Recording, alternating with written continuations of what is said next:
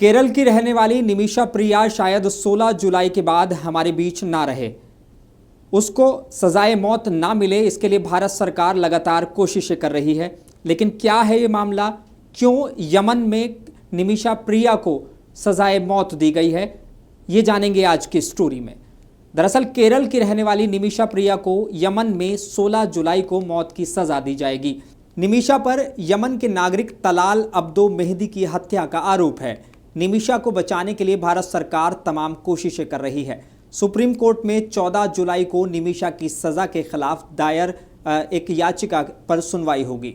मौजूदा वक्त में यमन गृह युद्ध की चपेट में है। वहां हूती विद्रोहियों और यमन की सरकार के बीच संघर्ष चल रहा है। हालांकि हूती विद्रोही गुट देश की बागडोर संभालते हैं। हूती विद्रोहियों के शीर्ष राजनीतिक परिषद ने ही निमिषा को फांसी की मंजूरी दी है। अब सवाल उठता है कि क्या वहां भी भारत की तरह फांसी के जरिए दोषी को मौत की सजा दी जाती है? तो जवाब है नहीं। दरअसल यमन में इस समय फांसी की सजा देने का एक ही तरीका है, दोषी को गोली मार देना।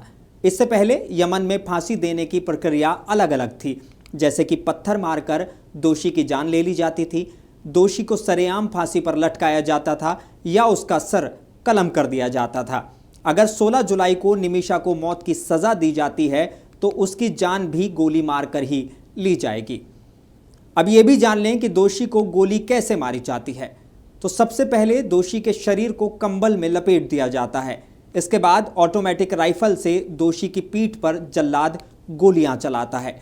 पीठ पर कई राउंड फायरिंग करके सजा को अंजाम देता है। दोषी की पीठ पर यह निशान एक डॉक्टर लगाता है, जो ये बताता है कि इसी जगह पर दिल होता है और जल्लाद इसी वजह से वहीं पर फायरिंग करता है। गोली चलाते वक्त इस बात का ध्यान रखा जाता है कि बुलेट रीढ़ की हड्डी को भेदते हुए उसके दिल पर जा लगे। अब सवाल एक और उठता है कि केरल की निमिषा प्रिया यमन कैसे पहुंच गई।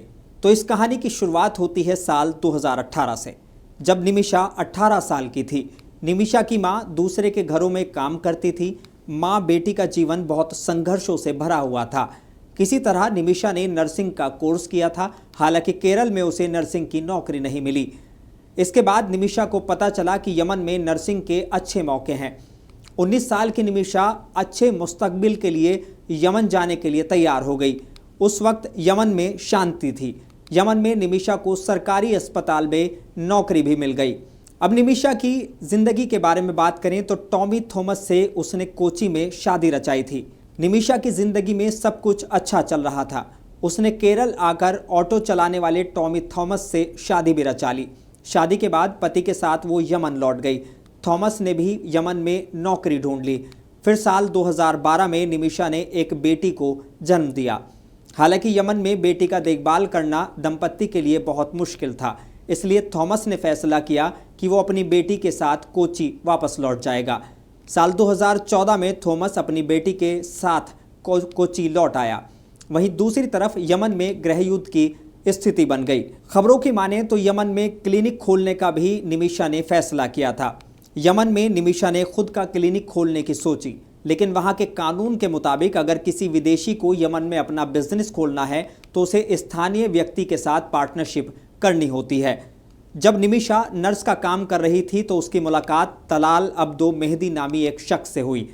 वो यमन का नागरिक था। निमिषा ने क्लिनिक खोलने की बात मेहदी को बताई। मेहदी पार्टनर बनने के लिए तैयार हो गया। साल 2015 में दोनों ने क्लिनिक की शुरुआत कर दी। मेहदी ने निमिषा के साथ अत्याचार तक किया है, इस तरह की खबरें भी सामने आई हैं। इसके बाद निमिषा 1 महीने के लिए केरल लौट आई। निमिषा को लेकर मेहदी के मन में कुछ और ही खिचड़ी पक रही थी। मेहदी ने निमिषा की शादी की तस्वीरें चुरा ली। इसके बाद उसने कई लोगों को कहा कि निमिषा और उसकी शादी हुई है। इतने ही नहीं, मेहदी ने क्लिनिक की कमाई भी रखनी शुरू कर दी। मेहदी ने क्लिनिक को अपना बताना शुरू कर दिया। वो निमिषा और उसके परिवार को भी प्रताड़ित करने लगा। उसने निमिषा का पासपोर्ट भी अपने पास रख लिया था ताकि निमिषा कभी भारत ना जा सके। जब निमिषा ने वहां की पुलिस से मदद मांगी तो उल्टा निमिषा को ही हिरासत में ले लिया गया। निमिषा पूरी तरह टूट चुकी थी। साल 2017 में निमिषा ने ये सारी बात अपनी क्लिनिक के पास रहने वाली जेल की वार्डन को बता दिया।